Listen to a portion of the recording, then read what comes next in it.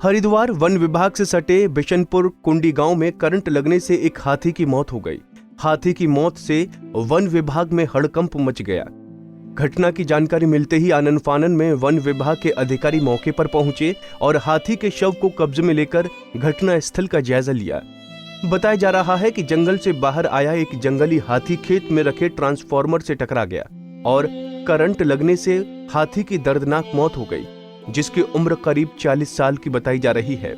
देखिए, ये गंगा जी के बीच में टापू हैं कई सारे, जिसमें कि हाथी हमेशा रहते हैं और ये यहाँ पे ही अपना दिन में और रात में फिर इधर से समीप में जाके खेतों में फसल वगैरह खाते हैं। तो कल रात भी ये कई सारे हाथी यहाँ पर थे, 5-6 हाथी।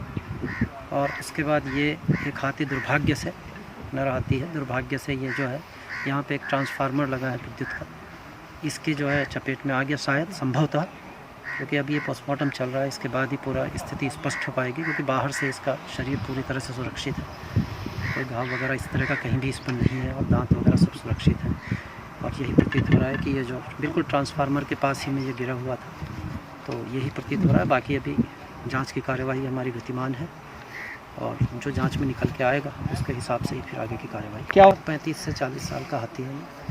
और ये पूरी तरह से ये जो समीप का एरिया है, ये पूरे जो गंगा जी के बीच में टापू हैं, ये हाथियों का एक प्रिय वास स्थल है और यहाँ पे बने रहते हैं। तो कल भी ये कई सारे हाथी थे, लेकिन दुर्भाग्य से ये एक हाथी के साथ इस तरह की। ये हमारा ये प्राइवेट ज़मीन है, प्राइवेट फार्म हाउस है ये गंगा जी के बीच में, और ये इसके बिशनपुर गाँव है सामने, बिशनपुर के सामने है।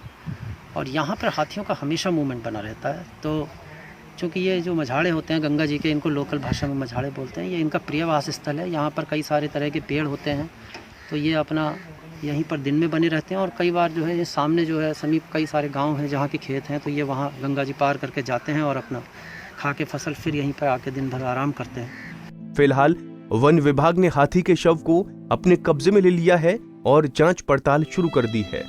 पंजाब केसरी टीवी के लिए हरिद्वार से सतीश गुजराल की रिपोर्ट।